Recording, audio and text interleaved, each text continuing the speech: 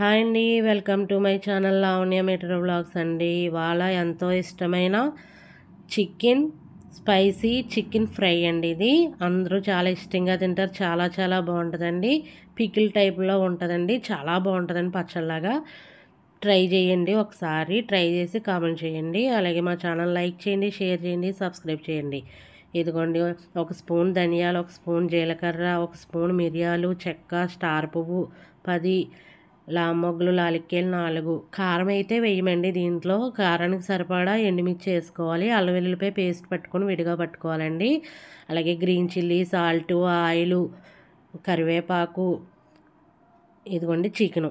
ముందు బాణీలో ఒక స్పూను ధనియాలు, ఒక స్పూన్ జీలకర్ర, తర్వాత స్టార్ పువ్వు, చెక్క, మిరియాలు కూడా వేసేసుకునండి. బాగా వేపుకోవాలి.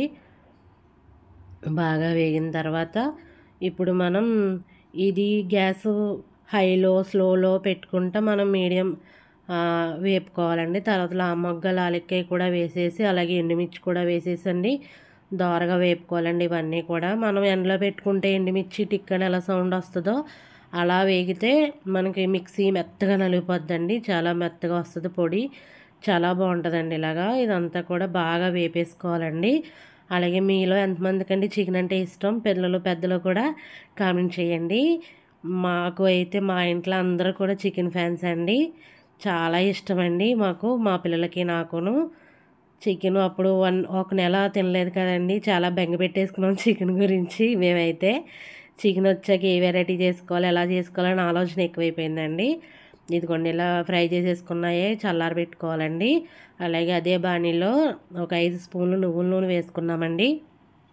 తర్వాత పసుపు కూడా వేసుకొని ఇది కాగిన తర్వాత కరివేపాకు కూడా ఎక్కువ వేసుకోవాలండి. ఈ ఐటెంలో ఈ ఫ్రైలో చాలా టేస్టీగా ఉంటుందండి. కరివేపాకు కూడా దీంట్లో ఫ్రై కదా, ఇది మనకి ఒక 4 రోజులైనా ఉంటుందండి. బయట ఉంచేసుకుని ఫ్రిడ్జ్లో ఉంచుకుంటే వారం పైనే ఉంటుందండి ఫ్రై.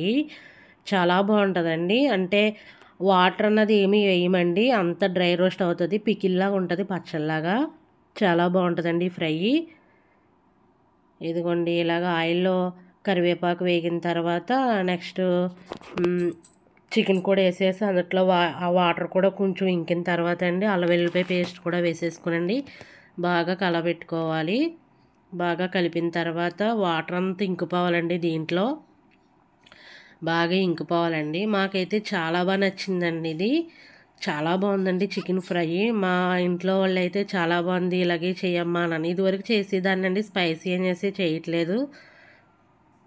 అలాగే సరిపడినంత సాల్ట్ కూడా వేసేసి ఇందాక వేపుకున్నాం కదండి మసాలాలన్నీ కూడా, ఇదిగోండి ఆ మసాలాలన్నీ కూడా మిక్సీ పట్టేసుకోవాలి. ఇంకా కారం గట్ట ఏమి వేయమండి మనం.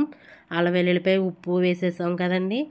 ఇదిగోండి, ఇప్పుడు నెక్స్ట్ 2 ట్రిప్పుల కింద వేయాలండి. ఫస్ట్ ట్రిప్ అయితే పొడి వేసేసానండి. ఒక 2 స్పూన్లన్నర వేసేసి బాగా వేగనివ్వాలండి. పచ్చివాసన అంటే అవి కూడా డ్రై రోస్ట్ అయినాయి కదా, అందుకు పచ్చివాసనగా ఏమీ ఉండదు.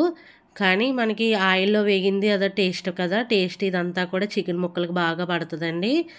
ఇదిగోండి, అలాగే గ్రీన్ చిల్లీ, పచ్చిమిర్చి కూడా చిన్న చిన్నగా క్రాస్గా కటింగ్ చేసుకున్నవి కూడా వేసేసుకున్నామండి.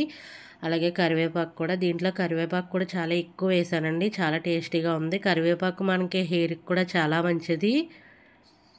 చాలా బాగుంటుందండి ఇది. మనకి రైస్లోకి దీనికి కాంబినేషన్ రసం పెట్టుకుంటే టమాటా రసం చాలా బాగుంటుందండి. చాలా టేస్టీగా ఉంటుంది. అలాగే మా ఛానల్ లైక్ చేయండి, షేర్ చేయండి, సబ్స్క్రైబ్ చేయండి.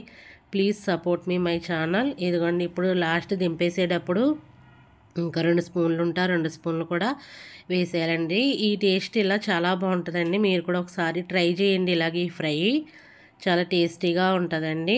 ఇదిగో లాస్ట్లో కొత్తిమీర వేసేసుకుని సర్వింగ్ బౌల్లోకి తీసేసుకోవడమేనండి. అంతే, ready. Spicy chicken fry ready. చాలా టేస్టీగా చాలా బాగుందండి.